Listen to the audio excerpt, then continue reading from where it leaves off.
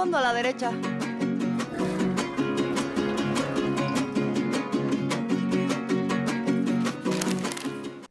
Le pasamos al fondo a la derecha con Isabel Díaz Ayuso, la presidenta de la Comunidad de Madrid, que se encuentra de visita en nuestro país para reivindicar al conquistador Hernán Cortés, a decir que los conquistadores europeos trajeron la libertad para los pueblos indígenas de América y también para reunirse con la derecha y el conservadurismo en nuestro país.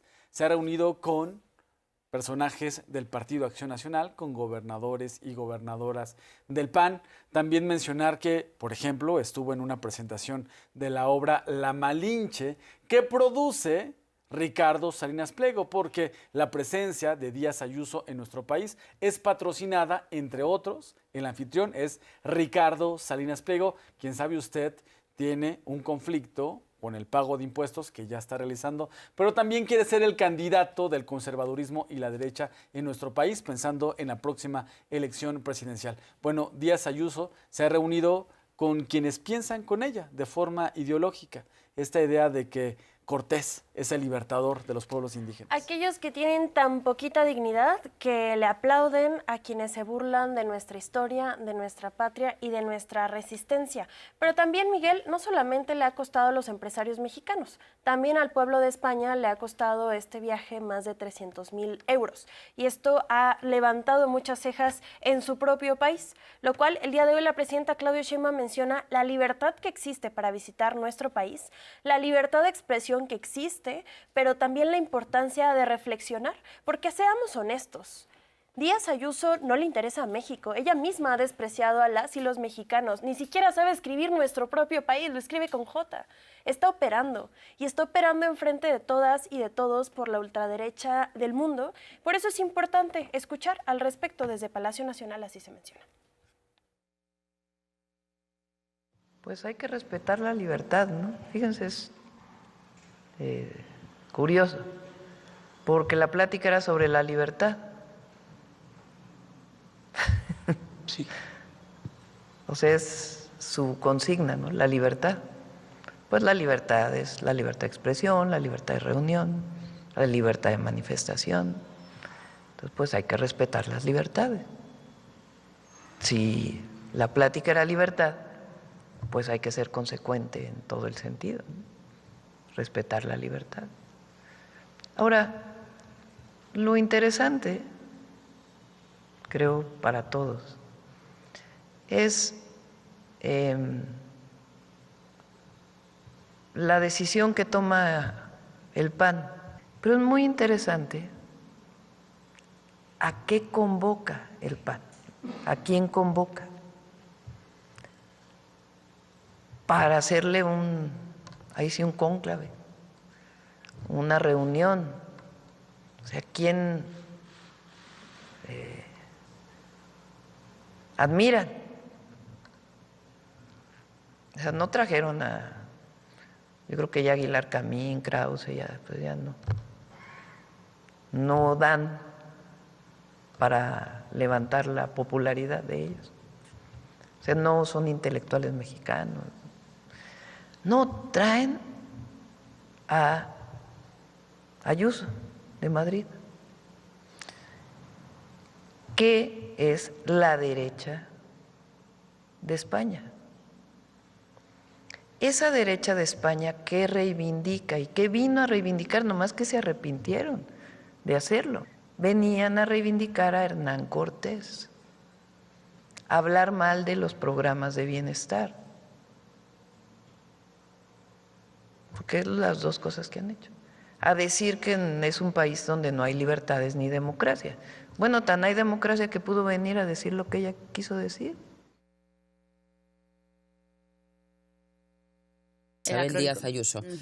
Imprudente, osada, temeraria, excéntrica, psicópata. Fascista, porque ese es el fascista. Mejor. Ese es el mejor. Cuando te llaman fascista, sabes que lo estás haciendo bien. Ese no tiene que fallar. ¿Te lo han llamado a ti alguna vez? A mí todos los días. Pues entonces nada, estás en el lado bueno. Pero no, a mí es que en el lado bueno de la historia, a mí digo. me toca un... Y así como dice el dicho alemán, cuando en una mesa se sienta un nazi y 9 personas lo respetan, significa que en esa mesa hay 10 nazis. Y eso mismo está pasando con el Partido de Acción Nacional, donde usted verá esta imagen, Díaz Ayuso reuniéndose con los gobernadores panistas, y es que es una joya, porque son los mismos que se dicen defensores de los derechos humanos, los mismos que supuestamente salen a defender a las víctimas, que usan a las madres buscadoras, que cada vez que sucede algo en nuestro país se ponen, según ellos, del lado de la ciudadanía, pero al mismo tiempo la traicionan. Y ahí estuvo el gobernador de Querétaro, Mauricio Curi, la gobernadora de Chihuahua, Maru Campos, esa misma que hablábamos que le abrió la puerta a la CIA, la gobernadora de Guanajuato, Livia Denis, y al mismo tiempo la gobernadora de Aguascalientes, Tere Jiménez, y verdaderamente es una joya, porque estamos viendo la verdadera máscara de aquellos que de vez en cuando se dicen feministas, que de vez en cuando se dicen defensores de los derechos humanos, pero que verdaderamente son eso, son fascistas. Qué fascinante es ver cómo pues, algunas personas que se sienten rebeldes confunden abrazar una ideología que no dejó ni las cenizas de la libertad con la que tanto se pavonean. La historia ha demostrado que el fascismo es perfecto manual para el autoritario, para quien utiliza el odio como combustible y utiliza la bota como argumento. Para Díaz Ayuso, quien escuchamos hace un momento en esa declaración, en una entrevista en 2021, decir que la llamen fascista es pensar que está haciendo las cosas bien. Hay que recordarle que cómo terminó el fascismo para Benito Mussolini. El que, pues bueno, si dice, soy fascista y creo que lo estoy haciendo bien, pues bueno, decirle que no solamente tal vez está confundida, sino también es perdida de la historia. El problema es que no solamente estamos hablando de aquellos que traicionan a la historia, sino cómo esa historia se representa en el presente. Se dicen defensores de la libertad, pero el día de ayer la Policía Estatal del Estado de Aguascalientes reprimió y sometió a manifestantes que se pronunciaron como universitarios. Aquellos mismos que se dicen a favor de las protestas y que en Zócalo, en Palacio Nacional, han ido a protestar de forma libre, no respetan la libertad de expresión. Manifestantes que lo único que buscaban es hablar sobre la importancia de los pueblos originarios, Miguel. Para aquellos que romantizan el fascismo, recordarles que la libertad sería la primera ejecutada.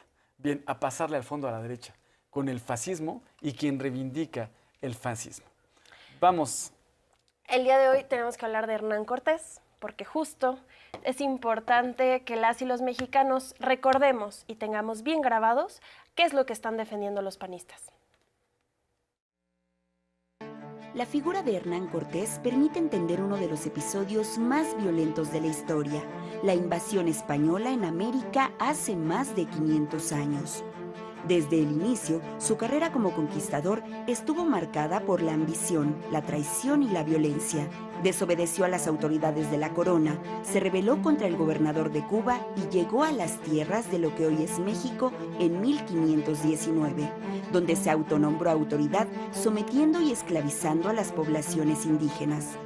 En su avance hacia Tenochtitlan, Cortés combinó alianzas estratégicas con masacres brutales. Uno de los episodios más cruentos fue la matanza de Cholula en 1519. Mediante engaños, reunió a líderes y población desarmada y en cuestión de horas, miles fueron asesinados o quemados vivos. La ciudad, centro cultural y espiritual de Mesoamérica, quedó devastada. Al llegar a Tenochtitlan, el emperador Moctezuma lo recibió pacíficamente. Sin embargo, Cortés lo tomó prisionero. Poco después, mientras Cortés estaba ausente, su lugarteniente Pedro de Alvarado ordenó la matanza del Templo Mayor durante una ceremonia religiosa. Hombres, mujeres y niños desarmados fueron asesinados. La ciudad se llenó de sangre. Estos hechos desencadenaron el asedio y la posterior destrucción de Tenochtitlan. La violencia continuó con torturas, ejecuciones y esclavización de miles de indígenas, incluyendo el asesinato de Cuauhtémoc, último gobernante mexica. Incluso la propia corona española documentó abusos, esclavitud masiva, castigos brutales y traiciones a los pueblos aliados. Aunque Cortés acumuló poder, este no duró. Fue investigado por abusos, perdió su gobierno y regresó a España. Años después, en 1548, el propio Carlos V hizo un recuento de sus atrocidades, como marcar a miles de indígenas, mujeres y niños con hierro al rojo vivo como si fueran animales, y ordenó liberar a los indígenas que había esclavizado. El legado de Cortés no es solo el de la conquista, sino el de la violencia, el despojo y la injusticia. A pesar de ello, los pueblos indígenas resistieron. Su memoria sigue viva en la diversidad cultural y en las lenguas que aún perduran. Recordar esta historia no es solo mirar al pasado, sino reconocer la verdad y construir una memoria basada en justicia y respeto.